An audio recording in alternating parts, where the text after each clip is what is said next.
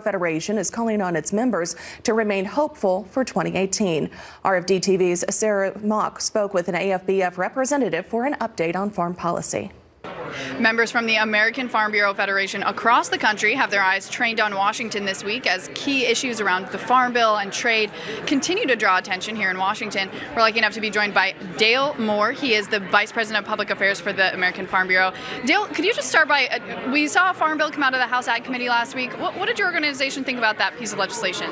Well, we celebrated the fact that we had the formal Farm Bill process underway, and it was one of the things that you can't help but smile, because after a couple of years of hard work, a lot of hearings, Chairman Conaway moved his package forward, but when you look at the bill overall, you see a lot of the work that members on both sides, leaders on both sides put into that bill.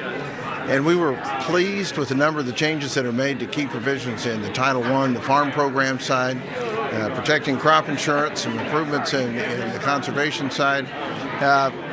Some things that you always like to see just a little bit different, but on the balance, we thought it's a great farm bill, good step forward, and we're anxious to get it on the House floor. Given where your members are right now in a fifth year of down farm incomes, do you think this bill does enough to kind of protect them over the next, half decade? Well, you kind of hit one of the key parts of this. You can look at it that there's no new money that we can put into the farm bill to make some of the programs bigger. At the same time, we didn't have to take any cuts. And as you recall, in the last farm bill, we had to take almost a $23 billion cut out of the farm programs kind of across the number of different titles. So we kind of celebrated last year and going into this year that both the House and Senate Ag committees, the appropriations committees, members on the Budget Committee worked together to avoid having to take cuts in agriculture. Now, of course, that bill is on its way to the House floor, but there is going to be a chance there for members to make some changes, file some amendments. Any changes you expect to see while it's on the House floor? There's some things we would like to see. For example, some tightening up of the rules that how the swamp buster provisions are governed. We've got a number of our producers that have really had some tough challenges in dealing with swamp buster provisions that date back to the '85 Farm Bill that haven't provided all of the transparency necessarily that we think is important to give them the tools they need to deal with that. It's kind of like having some set rules.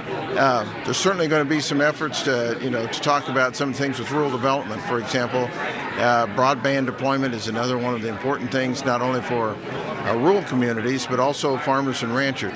Well, plenty to keep you busy there, and I'm sure the folks at American Farm Bureau Federation are staying very busy here in Washington. Again, thanks to Dale Moore. He's the Vice President of Public Affairs for that organization. We'll have more updates for you from here in Washington throughout the week, but until then, back to you in the studio. Thanks again, Sarah. Well, the AFBF is in partnership with the National Farmers Union and promoting the #FarmTownStrong campaign, which is bringing attention to the ongoing opioid crisis in rural America and also